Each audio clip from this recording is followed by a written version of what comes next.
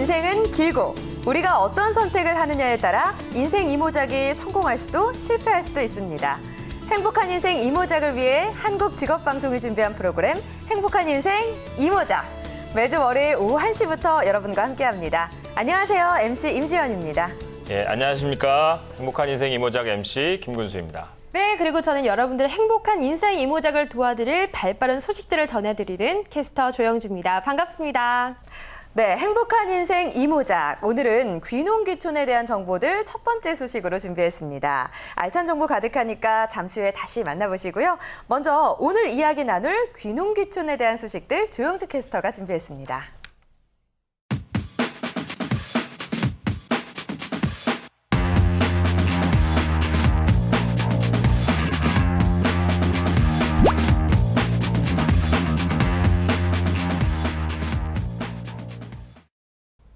네, 저희 아버지도 옆집 어르신도 관심 있게 고민하고 계신 귀농귀촌. 하지만 이게 막연한 동경이 될지 현실적인 도전이 될지 참 어렵습니다. 자, 귀농인구가 점점 늘어나면서 귀농귀촌은 이제 새로운 사회적 트렌드가 되어가고 있는데요. 변화하고 있는 귀농귀촌에 관한 소식들 발빠르게 전해드리겠습니다. 지금부터 함께 보시죠. 네, 작년이죠. 2014년 귀농귀촌이 큰 폭으로 증가했다는 소식입니다. 그 수는 44,586호로 전년 대비 1.4배 정도 유입됐다고 볼 수 있는데요. 최근 3년간 이렇게 증가폭이 확대되고 있는 추세라고 합니다. 특히 40대 이하의 젊은 층 귀농귀촌 증가율이 평균 증가율보다 높게 나타나 귀농귀촌이 베이비부머 이외 세대로도 확산되는 경향을 보이고 있는데요.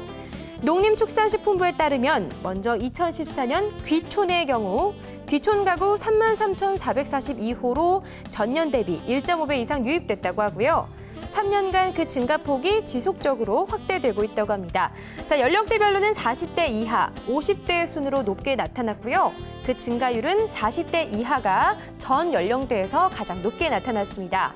자, 또 이 귀촌은요, 지역별로 봤을 때 경기도로의 이동이 가장 많았지만 그 비중은 감소세인 반면 제주와 전남, 경북은 높은 증가세를 보였습니다. 자, 그럼 이번엔 귀촌 말고 귀농의 경우를 한번 살펴볼까요?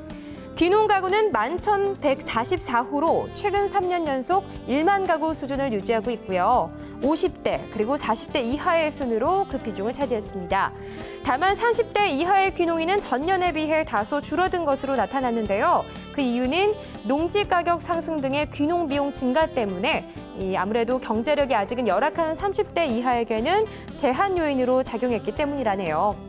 또 가업, 승계농 증가 등으로 이 귀농 가구 중에 기존 농촌 가구의 세대 편입하는 경우가 13.3%로 전년 대비 0.8%포인트 증가했는데요. 귀농 지역은 귀촌과 달리 영농 여건이 양호하고 농지 등의 초기 투자 비용이 적은 경북, 전남, 경남 이렇게 3개 지역의 선호도가 높은 것으로 나타났습니다.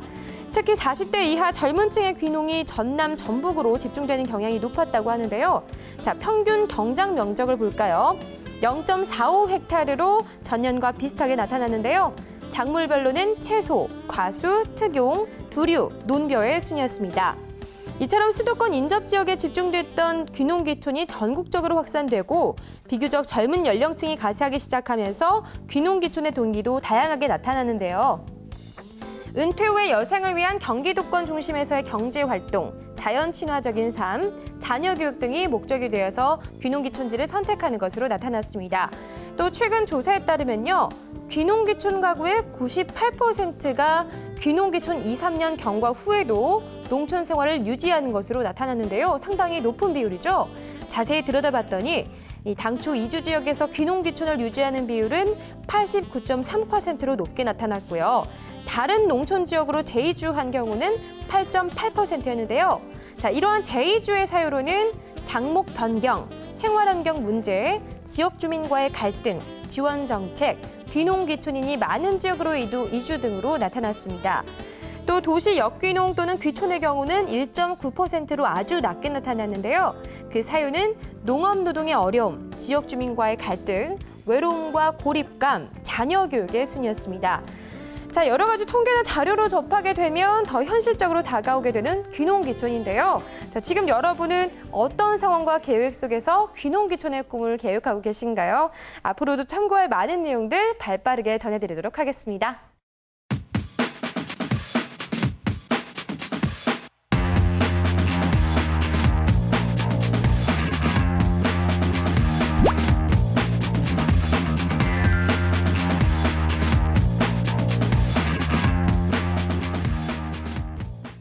자, 이제 본격적으로 행복한 인생 이모작에 대한 이야기 나눠볼 텐데, 자, 오늘 첫 시간이잖아요. 어떤 얘기부터 해볼까요? 네, 바로 귀농귀촌이죠. 예, 은퇴하신 분들이나 은퇴를 앞두신 분들, 그리고 젊은 세대지만 나는 제2의 인생을 한번 살아보고 싶다라고 생각하시는 분들 중에 귀농귀촌 한번 생각 안 해보신 분들은 없으실 겁니다. 네. 그래서 저희가 귀농귀촌에 대해서 자세하게 살펴보도록 하겠습니다. 네, 자, 그럼 첫 번째 시간. 오늘은 귀농이 무엇인지, 왜 사람들이 귀농귀촌에 관심을 기울이는지 이야기 나눠보도록 하겠습니다.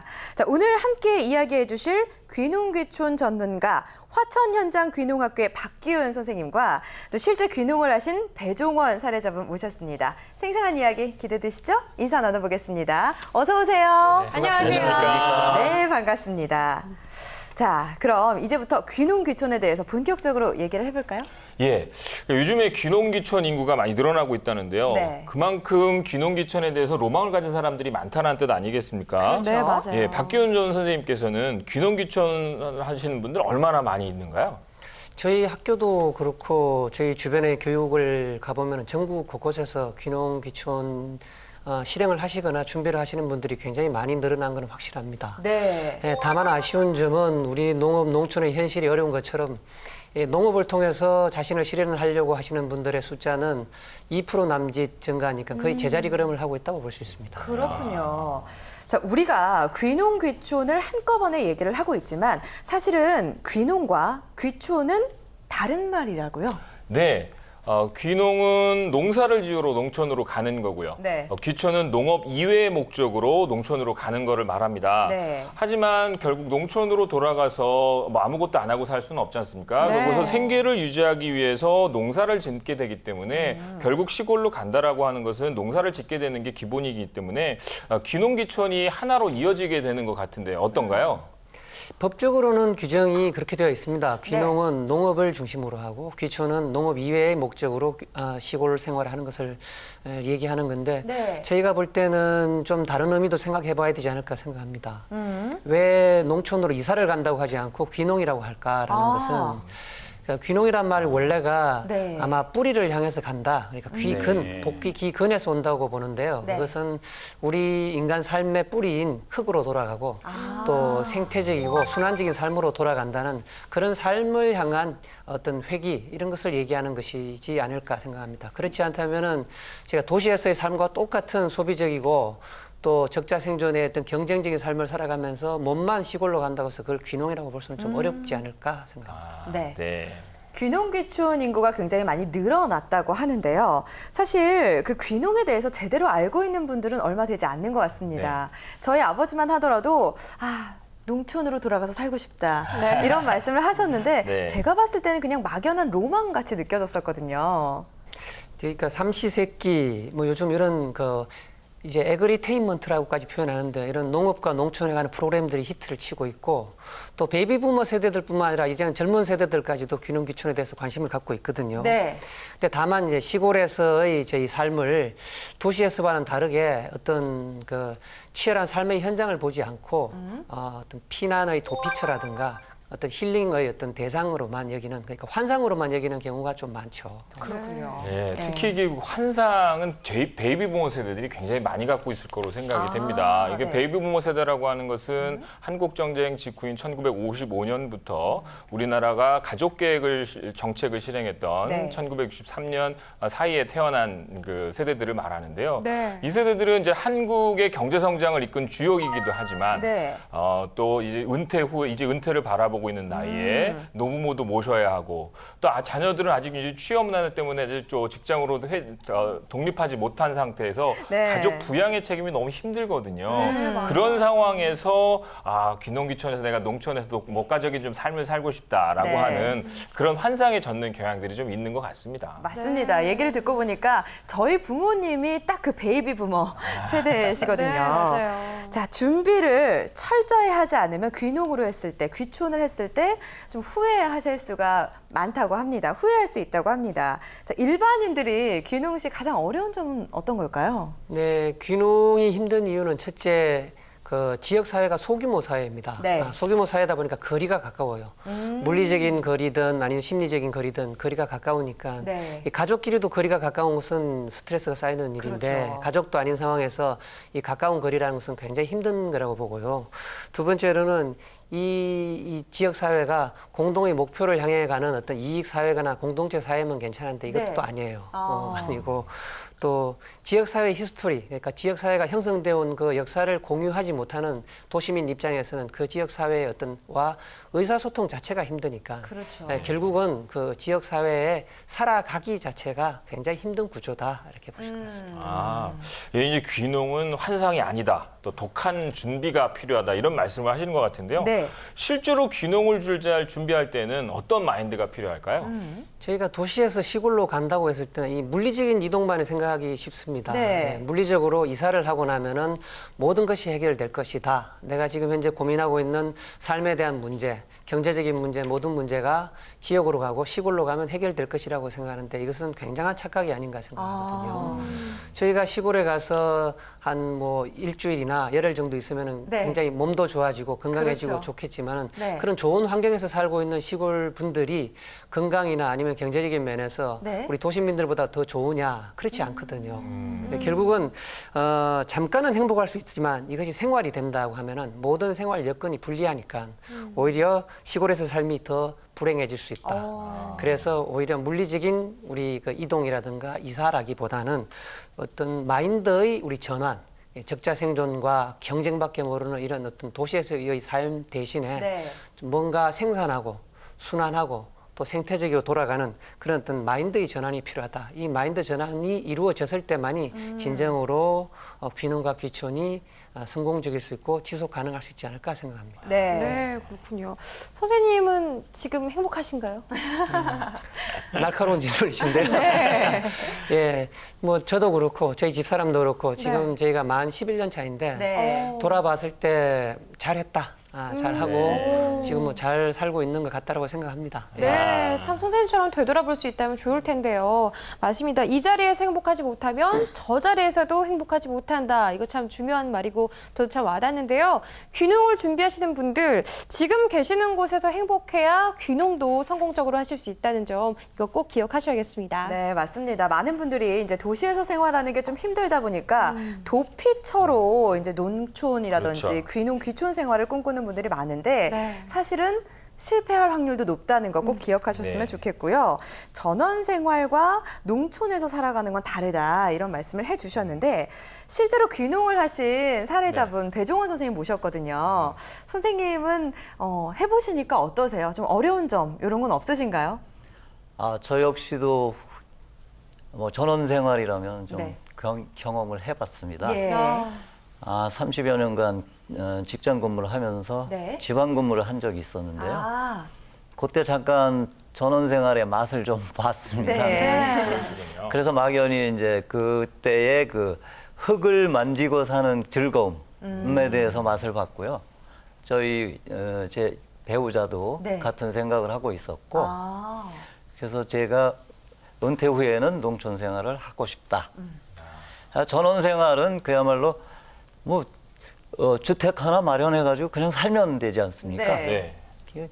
농촌 생활을 하겠다, 귀농을 하겠다 하는 것은 직접 거기에서 내가 모든 것을 해결하고 소득을 일단은 창출을 해야 된다는 그런 전제가 있는 것 같습니다. 그렇죠. 네. 그래서 더 결심하기도 힘들고 또 저 역시도 처음에 딱 결심을 했으나 어디로 가지? 무엇을 하고 먹고 살지? 네. 뭐 땅은 어떻게 구입을 하지? 그렇죠. 집은 또 어떻게? 뭐 농자재는 또 뭐 농사 기술은 등등 뭐 모든 것이 막연했죠. 네. 네. 예, 그렇죠. 사실 많은 분들이 이제 귀농이라는 것에 대해서 많은 착각을 하고 환상을 갖고 계신 것 같아요. 맞아요. 예, 저도 이제 주변에 귀농을 하시겠다라고 하시는 분들이 많이 있으시거든요. 네. 그래서 그분들한테 이런 얘기를 합니다. 야, 너 뭐 환상을 갖고 있는 것 같은데 거기 가면 도시가스라도 나올 줄 아냐. 예, 도시에서 나오는 가스라고 해서 도시가스다. 예, 도시가스도 안 나오고 뭐 맨날 가면 뭐 개구리 소리 듣고 귀뚜라미 오는 소리 들으면서 별 보고 이렇게 목가적인 생활도 할 수 있을 것 같다고 생각을 하지만 네. 결코 그렇게 낭만적인 삶이 아니다. 이런 얘기 해주거든요. 네. 어떤가요, 박규현 선생님? 네, 맞습니다. 이 도시에 도시가스가 있으면 시골에 시골가스가 있으면 좀 좋겠는데요.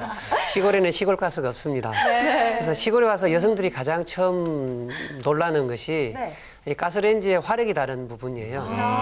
LPG를 통해서 제가 요리를 한다든가 아니면 난방을 한다든가 했을 경우에 이 연료율이 달라서 굉장히 애를 많이 먹습니다. 네, 그리고 저희 지역 같은 경우에 중부지방을 기준으로 봤을 때 한겨울에 3대가 같이 사는 가족일 경우에 난방비만요. 보통 이제 기름 보일러를 쓰니까 난방비만 한 달에 한 100만 원 정도 나오니까 이 부분을 감당하는 것만도 굉장히 현실적으로 힘드는 부분이겠죠. 네. 예, 그리고 도시 같은 경우는 사람 하나 안 다니는 어떤 구석진 골목에도 가로등이 다 서 있을 거고 인도에는 전부 다 포장이 되어 있지 않습니까? 그렇죠. 근데 지역에서는 아마 마을과 마을을 잇는 길도 그렇고 네. 마을 내에서 저희가 마실 간다고 하지 않습니까? 네. 어떤 가게가 있는 마을까지 내려갈 때도 인도가 없어요. 그러다 보니까 저희 뭐 시골 사람들 얘기로는 네. 목숨 걸고 마실 간다. 차가 어떻게 올지도 모르니까 이런 뭐 어떤 실제로 생명 위험한 그런 현실적인 문제가 있기도 하고요. 예, 예. 또 저희도 이사 와서 처음 느낀 부분인데 네네. 적응이 안 되는 부분이 너무 어두워요. 겨울에 6시경이니까 아직 초저녁인데 이때만 그러니까요. 하더라도 온 동네가 다 끔끔하니까 이 부분을 적응하는 데 굉장히 시간이 많이 걸렸습니다. 맞습니다. 현실적인 문제가 분명히 존재를 하고 있습니다. 그렇군요. 그러고 보니까 뉴스에서 좀 자주 접했던 것 같아요. 시골길을 가다가 어둡다 보니까 사고를 당했다. 이런 소식도 좀 접했던 것 같은데 저희가 이렇게 말씀을 드리니까 초반에 너무 많이 겁을 드린 것 같아요. 환상보다는 철저한 계획을 가져야 된다. 이런 말씀을 드리고 싶습니다. 자, 구체적인 계획을 세워야겠다. 이건 알겠는데 도시에서 살던 분들은 좀 어떤 걸 준비해야 되나 좀 막연한 경우가 사실 굉장히 많거든요. 그렇죠. 박규현 선생님. 그 선생님 찾아오시는 분들 같은 경우에는 네. 귀농귀촌을 준비하면서 어떤 걸 가장 궁금해하던가요?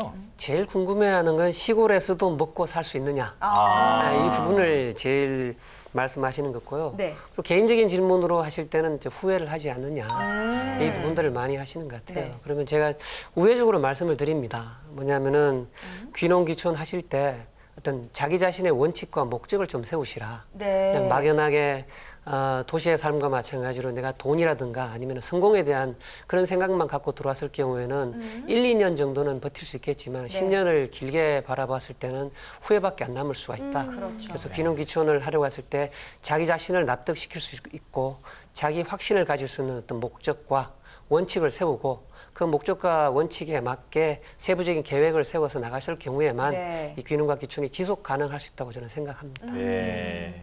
알겠습니다. 예, 저 같은 경우에는 네. 뭘 해야겠다라는 생각이 들면 그 분야에 대해서 정보부터 모으거든요. 네. 귀농귀촌에도 그런 준비가 필요할 거라고 생각을 하는데요. 네. 어떤가요? 예, 맞습니다. 공부 필요합니다. 지금 전국에 귀농귀촌 하시는 분들 중에 90%가량은 아무런 교육도 없이 그냥 귀농하시는 경우가 네. 많거든요. 그러다 보니까 제가 알고 있기로 어떤 동네에는 귀농인 절대 출입 금지라는 현수막까지 어머. 걸린 걸로 알고 있습니다. 그래요? 예, 지역사회에 굉장히 많은 문제들을 일으키고 있는데 저희가 귀농귀촌에 대한 준비를 하고 교육을 하는 건 중요하지만 그것을 어떤 기술적인 부분, 돈을 어떻게 벌까라는 교육보다는 지역을 어떻게 이해를 할까, 예. 농업과 농촌을 이해하고 또 자기 자신에 대한 확신성을 가질 수 있도록 내가 귀농귀촌에서 이런 삶을 살 수 있을 것이다, 살겠다라는 이런 부분에 대한 교육은 반드시 필요하고 또 공부가 필요하리라고 생각합니다. 네. 네, 알겠습니다. 예, 그런 의미에서요. 지금 국가에서 귀농귀촌종합센터라는 것을 운영하고 있습니다. 네.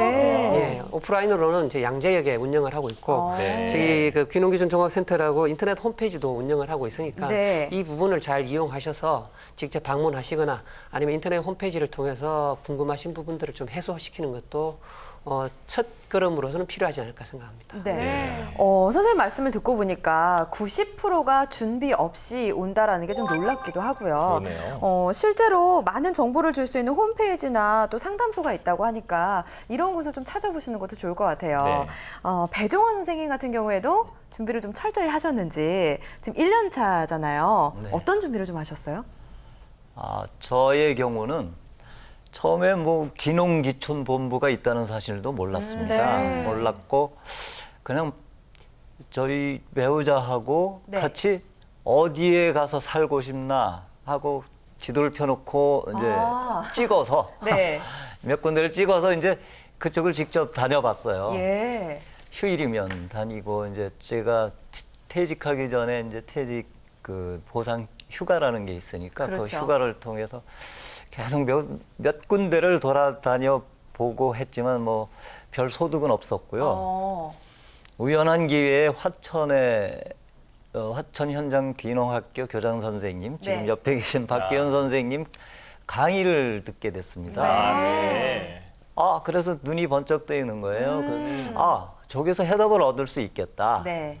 그래서 화천 현장 귀농학교 단기 과정을 수료를 하게 됩니다. 근데 굉장히 부족해요. 지금 여태까지 말씀하신 그런 내용들, 그러니까 귀농귀촌의 어려운 점 네. 같은 거는 알겠는데 예. 어떻게 그 귀농을 해서 어떻게 먹고 살 것인가에 대한 해답은 안 나오더라고요. 네. 그래서 장기 과정을 신청을 했습니다. 그러셨군요. 장기 과정이라 하면 1년 동안 그러니까 봄부터 가을까지 추수 때까지 추수할 때까지 예. 그런 농사의 전 과정을 거치는 네. 과정이거든요. 체험을 해보는 건가요? 같이 농사 짓고 네. 뭐 소득도 한번 내보고요. 네. 농사 기술뿐이 아니라 농촌에서 생활할 때 그가 필요한 것들 이를테면 집짓기 교육이라든지 단열 교육 또는 뭐 기타 농기계 다루는 법 주로 여기 귀농학교에서는 유기농 농사를 가르치시니까 유기농 교육 등등을 농촌에서 필요한 많은 것들을 배울 수 있었습니다. 네. 네. 그래서 그 배움을 통해서 제가 농촌에서 살면 어떻게 해야 되겠다는 설계도 가능하게 됐고요. 네. 그리고 무엇보다도 그 지역 주민들을 많이 알게 됐어요. 그러다 보니까 그 지역의 토지 관계도 좀 알게 되고 네. 토지 시세라든지 어디 땅이 이렇게 낮다 하더라 하는 정보도 얻게 되고 네. 그러다 보니까 자연히 화천에 정착을 하게 됐습니다. 정말 자연스럽게 정착을 하게 되셨고 네. 실제로 그 교육을 받을 만한 가치가 충분히 있었던 것 같아요. 저 경우에는 그렇습니다. 네. 저는 이게 궁금해지는데 그럼 배 선생님이 화천에 자리 잡으시면서 귀농 생활을 하시면서 어떤 점이 가장 힘드셨을까요? 제일 힘든 점은요. 네. 역시 소득을 어떻게 낼 것인가 하는 경제적인 문제예요. 문제. 예. 네.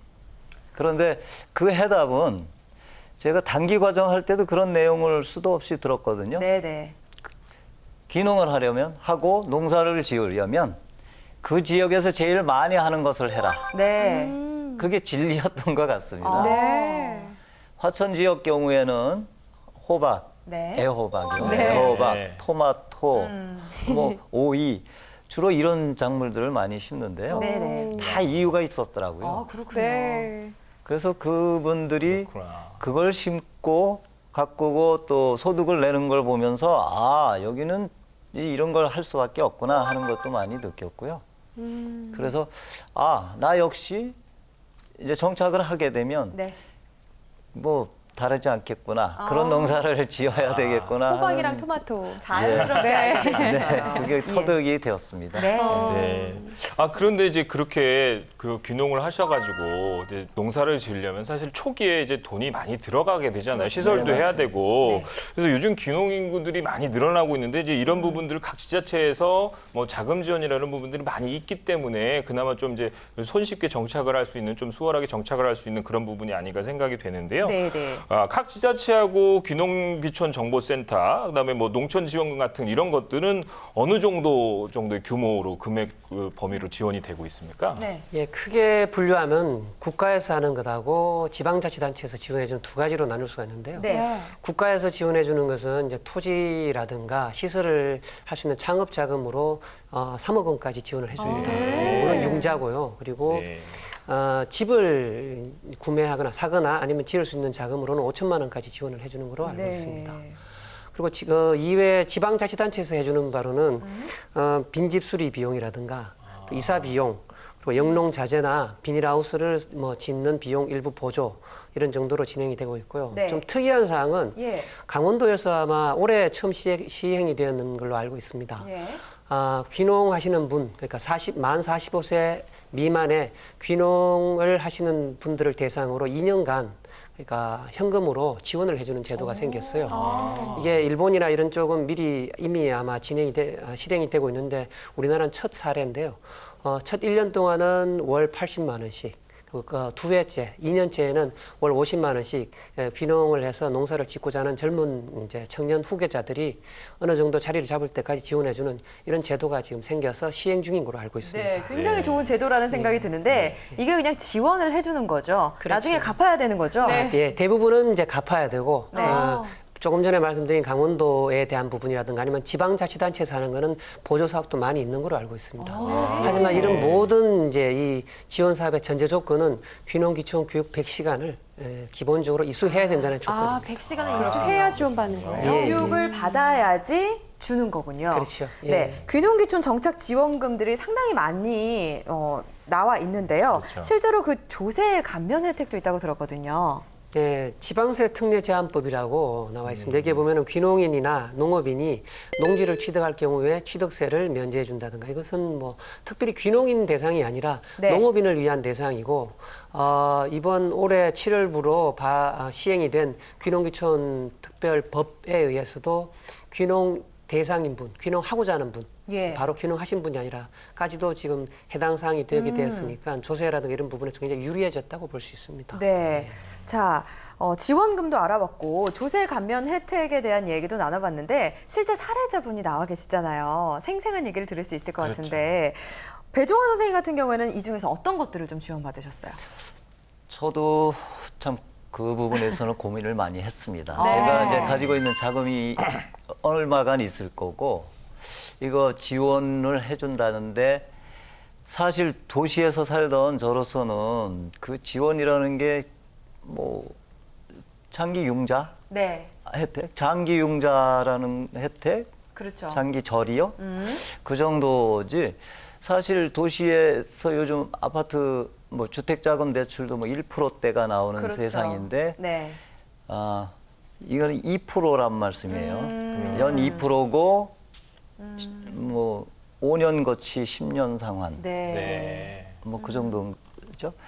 그 정도면은 그렇게 큰 혜택도 아니라고 생각을 했어요. 그럴 수 있죠. 예. 그리고 기타 영농 기계, 네. 영농 자재 이런 것들 구입할 때 이제 지원을 해주는데 그런 것도 따지고 보면 다 빚이 될 수 있거든요. 그렇죠. 네. 그래서 제 계획은 최대한 지원을 적게 받자. 아주 필요한 부분만 받자 해서 토지 구입할 때 일부만 받고 나머지는 다 제가 스스로 해결할 생각을 가지고 있었습니다. 네. 앞으로 그렇지만 꼭 농사 지을 때 아주 필요한 무슨 기구를 산다든지 아니면 또 그 농촌에 살면은 가끔가다 반짝 지원이 있어요. 예를 들자면 아주 한창 가물 때, 네. 가뭄이 왔을 때 그 가뭄을 해소할 수 있는 그런 기계들을 뭐 싸게 구입을 해서 뭐 분배를 해준다든지 하는 그런 내용들이 있거든요. 네. 그럴 때는 제가 가지고 있지 않은 거는 무조건 받아야 되겠다 이런 생각을 하고 있습니다. 예, 알겠습니다. 배종원 선생님 얘기를 듣다 보니까 실제로 또 그렇게 생각할 수도 있을 거란 생각이 그렇죠. 들어요. 좀 농촌 맞춤형 지원금이라든지 이런 게 좀 더 나와야 되지 않을까라는 생각이 드는데 어떻게 보세요, 박경 선생님? 예, 지원금에 대해서는 참 이 양날의 금이라고 할까 양면이 있는 것 같습니다. 제가 많이 듣기로는 어느 지방자치단체에서 지원을 많이 해주느냐 이걸 먼저 묻고 오시는 분들이 많이 계세요. 네. 예, 근데 제가 볼 때는 그건 좀 방향이 틀렸지 않을까.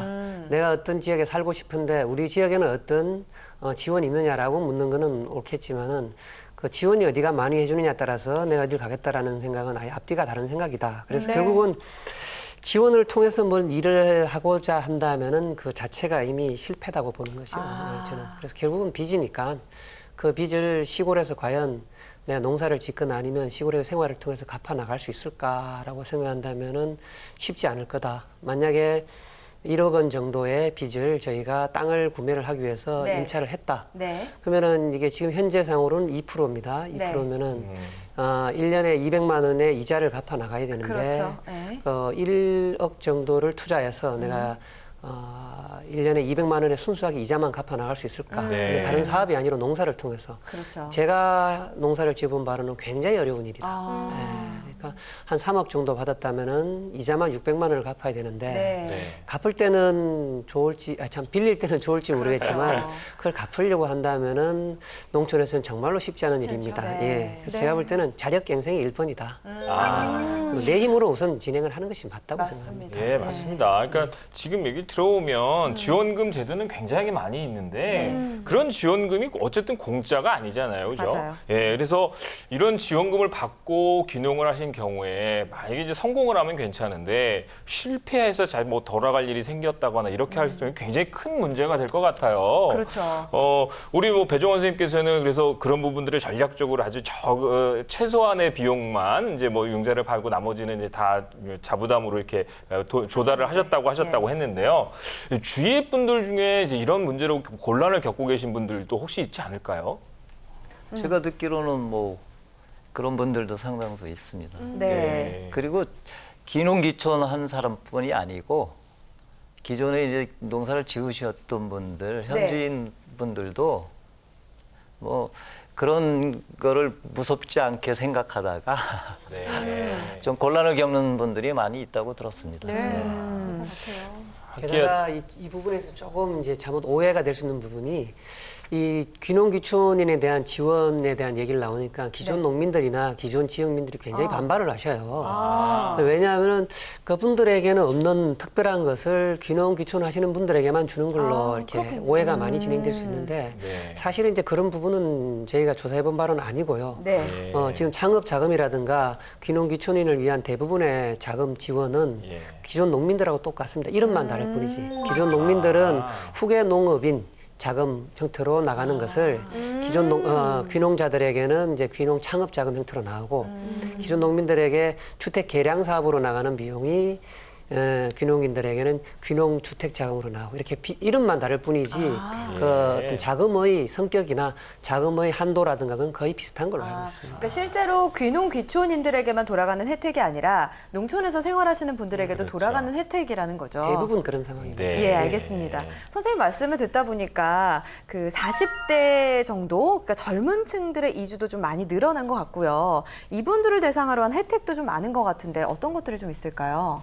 일단 최근에 많이 붐이 일어나고 있는 도시농업 부분 있지 않습니까? 도시농업 부분과 또 도농교류 이런 사업을 통해서 젊은 분들이 40대 이하 뭐 이제는 20대 정도까지도 그래요? 귀농귀촌이라든가 아니면 농업과 관련된 비즈니스에 관심을 갖는 분들이 굉장히 많아진 걸로 알고 있습니다. 네. 예.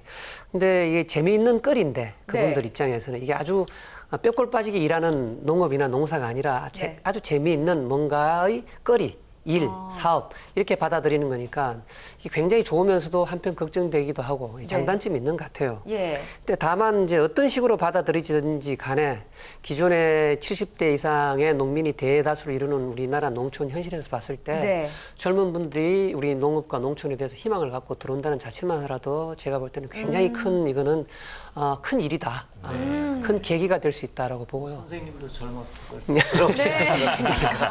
그래서 어쨌든 이런 젊은 분들이 예. 농촌 사회에 좀 바람을 좀 일으키는 건 사실인 것 같습니다. 옆에서 지켜보니까. 네. 네. 그동안은 이제 먹을거리를 생산하는 생산자로서만 농업을 바라봤다면은 네. 예. 이제는 먹을거리 생산 이외에 이 어떤 도시와 농업을 잇는 가교라든가 아니면은 어떤 이 농업을 활용한 다른 네. 여타 사업과 일종의 융복합이라고 할 수 있죠. 이런 부분까지 눈을 돌리고 진행된다는 입장에서는 시골에 살고 있는 저희들 입장에서는 굉장히 좋다, 굉장히 바람직하고 그래서 저도 뭐 저희 애들한테 될 수 있으면은 도시에 나가서 새로운 직업을 찾기보다는 뭐 아빠가 하는 일이라든가 지역에서 하고 있는 일들을 잘 눈여겨보고 네. 이런 부분들을 응용하거나 활용해서 어떤 일을 진행하는 것이 향후 정말로 굉장히 전망 있는 일이 아니겠는가라고 생각하고요. 와, 대단하시네요. 사실 그 아버님들이 아빠가 하는 일은 하지 않았으면 하고 바라는 분들이 굉장히 맞아요. 많은데 네. 그만큼 행복하시고 자부심을 많이 느끼시나 봐요. 어쨌든 제가 볼 때는 희망이 있다고 봅니다. 네. 우리 농업과 농촌이 지금은 굉장히 힘들고 어려운 상황이고 우리 사회에서 제일 소외된 부분이라고 볼 수 있지만 네. 그런 반면에 또 바닥까지 갔으니까 다시 올라올 부분이 있잖아요. 네, 그래서 아마 뭐 투자의 규제라는 분도 짐 소로스 같은 분도 네. 향후는 농업의 세계다라고 하는데 맞아요. 제가 농업이 꼭 생산의 농업을 얘기하는 것 같지는 않고 네. 생산도 마찬가지지만 이 농업을 활용하고 응용한 수많은 어떤 파생되는 산업이라든가 사업이 우리를 오히려 먹여 살리는 주된 사업이 될 수도 있지 않을까 생각합니다. 네, 맞습니다. 진짜 젊은 층들에게는 기회의 땅이 될 수도 있으니까 많은 분들이 귀농에 대해서 주의 깊게 관심을 기울이고 생각해 보셨으면 좋겠습니다. 네, 젊은 분들이 많이 가셔야만 농촌이 발전될 수 있는 겁니다. 그럼요. 과거에 이제 우리가 농업을 1차 산업이라고 했었잖아요. 네. 근데 2차 산업이 이제 제조업이고 3차 산업이 서비스업인데 그렇죠. 이제 농업은 농촌은 이제 6차 산업이라고 이야기하거든요. 네. 1차, 2차, 3차를 다 합친 이런 것들을 하기 위해서는 젊은 분들이 가서 좀 농촌의 활력도 집어넣고 또 그런 그럼요. 톡톡 튀는 아이디어로 새로운 아이템들을 만들어내셔야 농가사업의 향상에도 이제 많이 도움이 될 거라고 생각이 되는데요. 네. 이제 이 귀농을 하기 위해신 분들이 좀 정보도 얻고 이렇게 하기 위해서 귀농 교육을 해주는 곳이 굉장히 많더라고요. 근데 뭐 이런 이제 지원금하고도 뭐 그 교육을 받아야만 뭐 지원금을 줄 수 있다. 뭐 이런 제도들도 좀 있는 것 같고요. 네, 100시간 이수해야 된다고 말씀하셨거든요. 네, 네. 예. 그런 거 꼭 필수인가요? 또 뭐 우리 박선 교장 선생님께서는 오시는 우리 학교에서는 어떤 것들을 또 주도에게 좀 가르치고 계신가요? 네. 100시간 교육은 지금 농림부에서 정해놓은 최소한의 교육이고요. 최소한의 예, 교육. 이 부분을 좀 오해를 하시는데 아. 100시간 교육만 받으면 이제 교육이 끝이다라고 생각하시는 분이 많은데 네. 이건 최저 점수입니다. 아, 만약에, 최소한의 예, 가이드라인. 예, 네. 그 점수가 가나 다가 있으면 다 아. 네. 100시간 교육을 이수받으면 최저 점수를 주는 것이지 왜 100시간이냐 하면은 지금 지방자치단체 쪽이나 이런 지역 주민들 사이에서 귀농귀촌자분들을 거부하거나 오시는 것을 굉장히 싫어하는 분들이 많이 계세요. 그래요.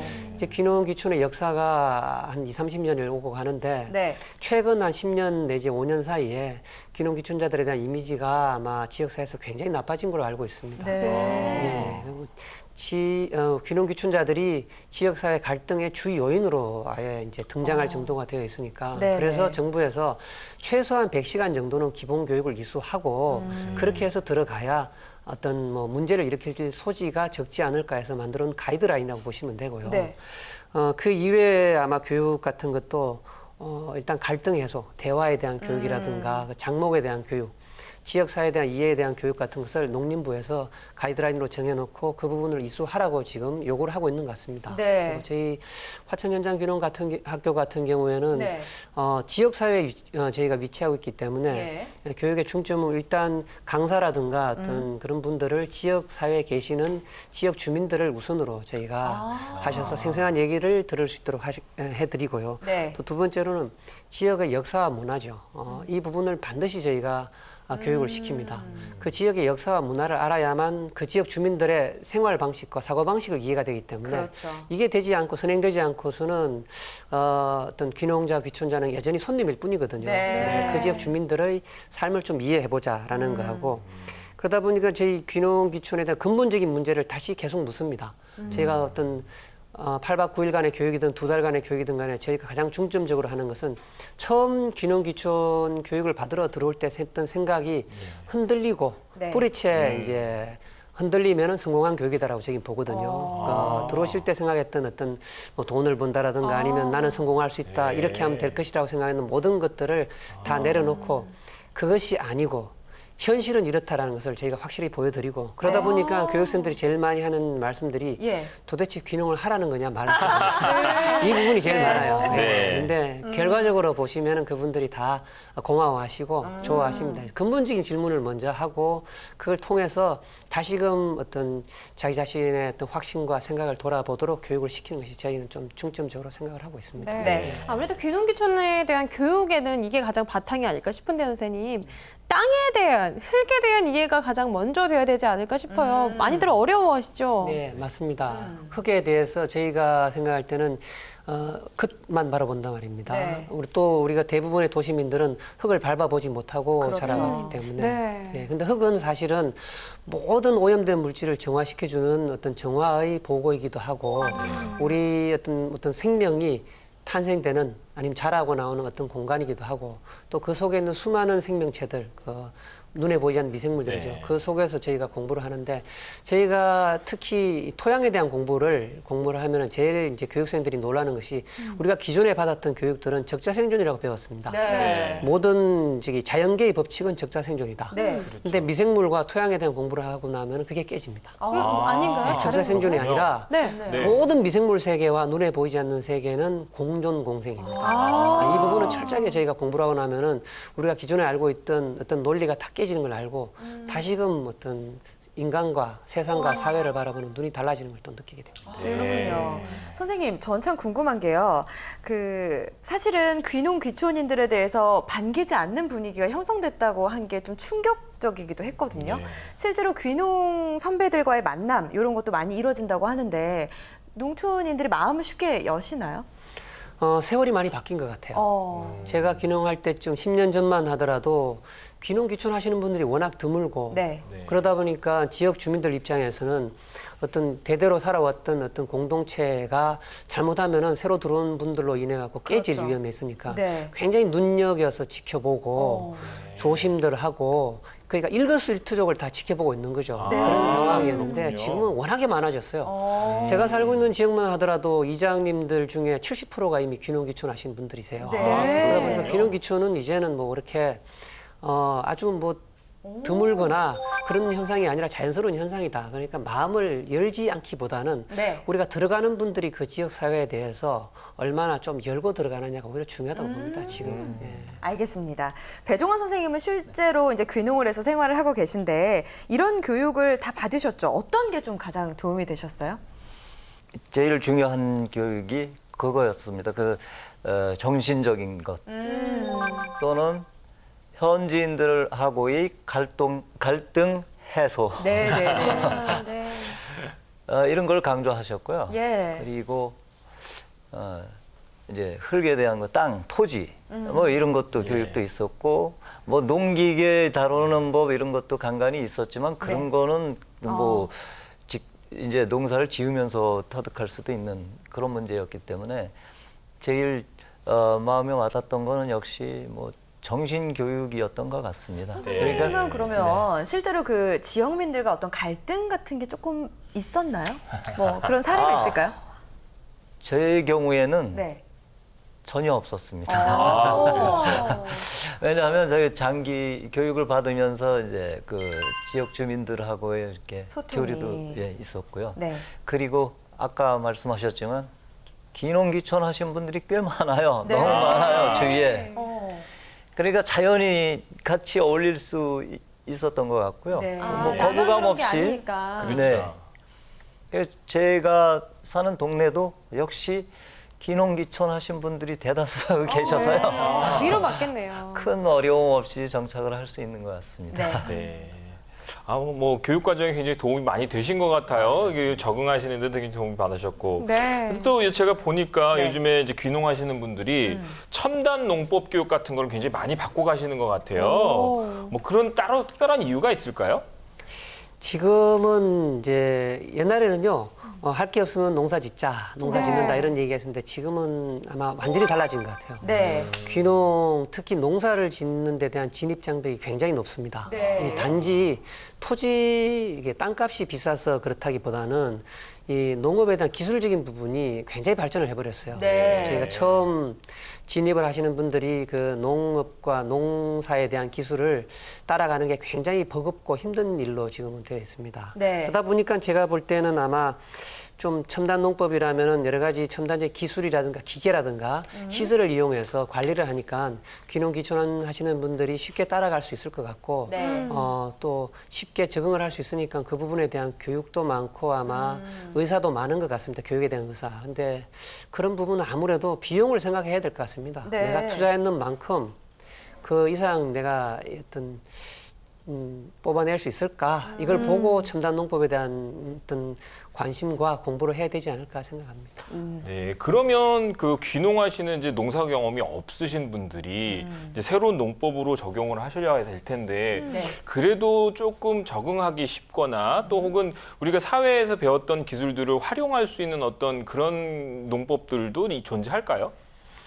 그거는 좀 생각이 여러 가지로 지금 되는데요. 네. 우선 제가 볼 때는 우리가 지금 너무 그러니까 기초적인 기술에서 예. 그리고 너무 고급 기술만 있지 중간 기술이 없다. 아, 그러니까 대부분 새로 시작하시는 분들은 첨단의 작물에만 관심을 가져요. 네, 맞아요. 그죠? 뭐 네. 블루베리라든가 아로니아라든가 맞아요. 이런 관심을 갖고 네. 기존 농민들이 짓던 농사는 굉장히 어떤 저급한 농사라고 생각하고 그렇게 생각하는 경향이 큽니다. 네. 그러다 실제로 보니까 대중매체에 그런 보도들이 너무 많이 되다 보니까 그렇죠. 집중되는 그렇죠. 것 같아요. 예, 그러다 보니까 만약에 그 작목이 하나 잘못되어 갖고 이제 별로 유행이 되지 않고 한다 했을 경우에는 할 줄 아는 게 없는 거예요. 네. 호미질도 못하고 낫질도 못하고 예초기로 풀도 멜 줄 모르는 상황에서 갑자기 다시 처음 시작하는 입장으로 처하게 되는 상황이 되니까 저희가 볼 때는 그래서 처음 시작할 때 교육 한 1년 내지 2년 정도는 가장 기초적인 농사, 지역 주민들과 함께 할 수 있는 곡식 농사부터 한번 시작하는 게 좋지 않을까. 그러면서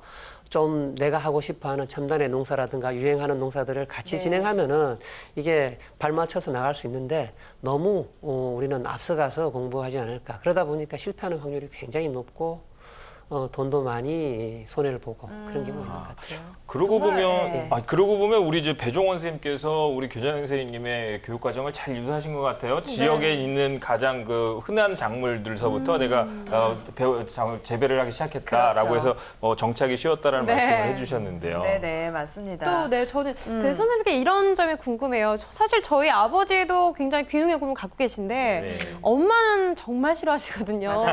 근데 가족들 간에 이런 갈등도 있을 수 있고 그런 자식들 간에 그런 것들 합의가 이루어져야 될 텐데 선생님의 경우는 뭐 행운하죠. 네, 일단은 아내분이나 아내분이 찬성을 해주셨으니까. 네, 그런 과정에서는 어떻게 자연스럽게 그냥 가셨는지 그렇습니다. 네, 자녀분들과의 협의는 어떻게 됐는지 궁금하네요. 그러게요. 저는 배우자하고의 문제는 전혀 없었어요. 그러게요. 네. 제가 이제 퇴직 후에 농촌 생활을 하겠다 했을 때 기꺼이 동의를 해줬고 또 동참을 하기로 또 약속을 했고 많은 분들이 부러워하실 것 같아요. 네. 그렇습니다. 지난번에 화천기농학교 단기과정을 또 수료를 했습니다. 네. 네. 우리 사모님도 같이. 예. 아, 그것은 전에 아까 말씀드렸다시피 그 전원 생활을 하면서 네. 흙을 만지는 즐거움을 알기 때문에 그리고 자연하고 더불어서 산다는 그 힐링 뭐 이런 부분을 많이 느끼기 때문에 네네. 기꺼이 동참을 했던 것 같고요. 그 외에 주변에 뭐 친지들은 반대 분위기죠. 걱정을 많이 하시죠. 예. 고생 사서 한다. 직장 생활만 하던 네. 사람이 어떻게 네. 농사를 짓겠느냐 뭐 하는 걱정들을 많이 하기 때문에 지금 제가 거기에 정착한 지 이제 1년 가까이 되지만 네. 안 알리고 계신 분들도 있어요, 지금. 제가 제가 이제 방송 타서 이제 다 알겠네요. 예. 네. 이제 어떤 정도의 이제 규모가 되고 뭐 하면 알려드려야죠. 네. 그렇군요. 그래도 이제 선생님 같은 경우에는 뭐 단기 교육부터 시작해서 장기 교육까지 철저하게 받으셨기 때문에 네. 그런 걱정들을 쉽게 누그러뜨릴 수 있지 않을까 싶어요. 귀농이라는 게 환상만 가지고는 절대 쉽지 않다라는 거 맞습니다. 오늘 많이 배우게 되는 것 같습니다. 네. 하지만 또 귀농인들에게 많은 지원 제도도 있으니까 철저하게 계획하시고 선별하시는 것도 참 중요할 것 같고요. 배종원 선생님 사실 그 선배잖아요. 후배들이 어떻게 하면 좀 잘 선생님처럼 할 수 있을까 궁금해하실 텐데 얘기를 좀 해주세요. 조언 같은 거. 글쎄 예. 제가 잘하고 있는지는 모르겠지만 아까 교육 내용 문제 내용 얘기가 잠깐 나왔었는데요. 네. 사실 저도 그 화천에 대한 뭐 역사도 배우고 네. 뭐 그 마을마다의 그 사연들이 다 있더라고요.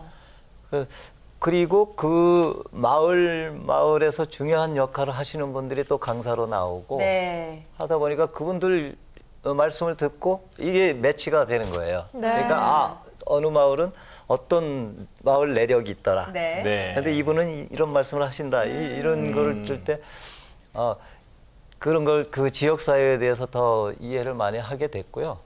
그래서 아까도 말씀드렸지만 그 지역에 이렇게 정착하는데 큰 도움이 됐던 것 같습니다. 네. 그래서 제 후배들한테 좀 한 말씀 드리자면 네. 일단은 어떤 지역에 내가 들어가서 어떤 일을 하면서 살 것이다 하면 그 지역에 대한 이해를 먼저 하고 그 주민들에 대한 성향이라든지 이런 것들을 잘 이해하고 또 같이 어울리려는 노력을 좀 많이 하셔야 될 것 같다 하는 말씀을 드리고 싶습니다. 네. 네. 정말 이제 이 귀농을 준비하시는 분들에게 정말 중요한 정보를 주신 것 같아요. 네, 맞습니다. 이제 선배님이 경험자가 아니면 해줄 수 없는 맞아요. 그런 말씀을 해주셨습니다. 네.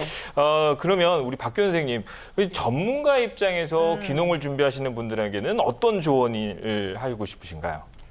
우선 시골에서 산다는 자체가 네. 우리 사회에서는 이제 모든 기득권을 버리고 내려간다.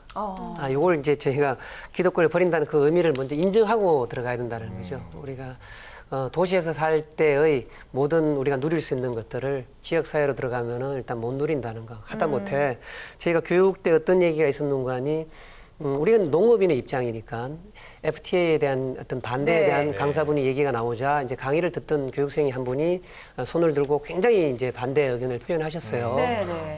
FTA가 없으면 우리가 어떻게 먹고 사느냐. 당연한 말씀입니다. 당연한 말씀이지만 문제는 뭐냐면은 입장이 다르다.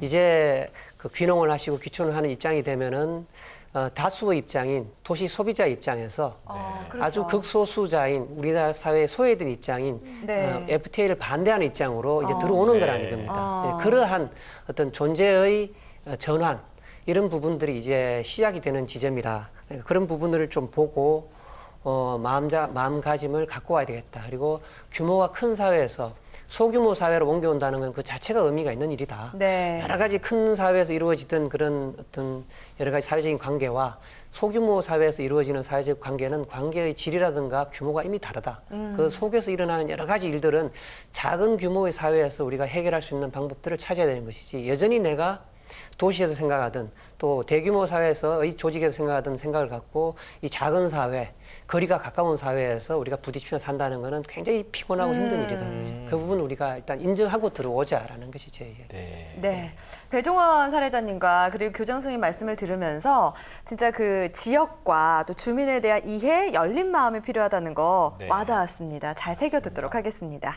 자, 다음은 조영주 캐스터가 준비한 시간입니다. 귀농귀촌 교육 정보 꼼꼼하게 정리했습니다. 함께 하시죠.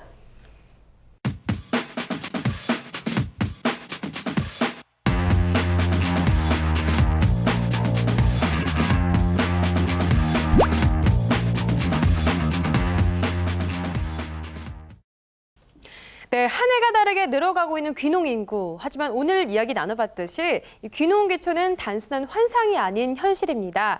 그렇기 때문에 철저한 교육과 정보들이 필요하겠죠. 자, 많은 단체에서 귀농 교육을 운영하고 있다고 하는데요. 지금부터 귀농 교육 정보 소개해드리겠습니다. 네, 경남 생태 귀농에서 귀농 귀촌 기초 교육을 실시합니다. 교육 인원은 50명이고요. 교육 기간은 8월 29일부터 10월 31일까지입니다. 교육장은 경남 창원에 위치한 성산사회종합복지관, 경남 남해군, 의령군 등입니다. 부산 귀농학교에서 20, 30대 청년들을 대상으로 청년 세대 실전 귀농 탐색을 진행합니다. 모집 인원은 20명이고요. 교육 기간은 10월 8일부터 11월 15일까지입니다. 교육은 부산 귀농학교 그리고 선도 농가 등에서 이루어집니다. 전국 귀농운동본부에서 서울 생태귀농학교 귀농 기초과정을 실시합니다. 교육 인원 25명이고요. 교육 기간은 9월 1일부터 10월 24일까지입니다. 교육장은 서울 동대문구에 위치한 한살림 교육장 그리고 각 지역 농가가 되겠습니다. 서정대학교 산학협력단에서 귀농으로 농업법인 CEO 되는 기를 진행합니다. 교육 인원은 30명이고요. 교육 기간은 10월 17일부터 11월 28일까지입니다. 교육장은 경기도 양주에 위치한 서정대학 그리고 청솔 유기농 조합입니다. 서해 영농조합법인에서 귀농인 친환경 복합 영농 창업 과정을 실시합니다. 교육 인원은 25명이고요. 교육 기간은 8월 31일부터 10월 30일까지입니다. 교육장은 경기도 평택에 위치한 햇살들 교육원입니다. 네, 지금까지 귀농 귀촌에 관한 알짜 정보들 전해드렸습니다. 네, 오늘 행복한 인생 이모작 프로그램 귀농귀촌에 대해서 알아봤습니다. 많은 분들이 궁금해하신 만큼 다양한 정보와 교육에 관한 내용들 전해드렸습니다. 자, 오늘 첫 시간 귀농귀촌 전문가 화천현장 귀농학교의 박기훈 선생님과 또 배종원 귀농 사례자와 함께했습니다. 고맙습니다. 고맙습니다. 예, 귀농귀촌에 대한 오해와 진실 그리고 알찬 정보들이 가득합니다. 네. 다음 주에도 놓치지 말고 저희와 함께 해주시기 바랍니다. 귀농귀촌 시리즈로 준비한 우리 행복한 인생 이모작 그 두 번째 시간에는요. 네. 귀농귀촌 언제 해야 하나라는 주제를 가지고 유익한 정보를 전해드리도록 하겠습니다. 네. 놓치지 말고 함께 해주십시오. 네, 시청해주신 여러분 고맙습니다.